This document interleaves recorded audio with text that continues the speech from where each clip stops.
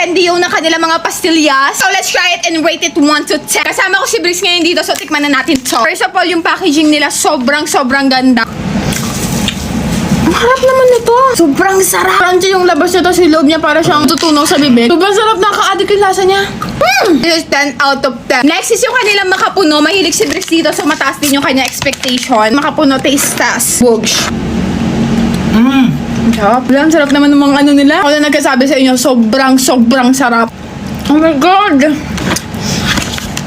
Ang sarap! Sobrang sarap! Grabe! This is 100 out of 10. Sobrang sarap. Next, natuwa talaga ako nung nakita ko to. This is sushi pastilya. Mukha talaga siyang sushi. Parang chocolate sauce nila. First, titikman ko muna yung pastillas. Ang pastillas lang itself. Hindi siya sobrang dami. Let's see pag sinawsaw siya sa sarap. For me, this is 9.5 out of 10. Basag yung kanyang lagayan. Pero overall, masarap siya. Lastly,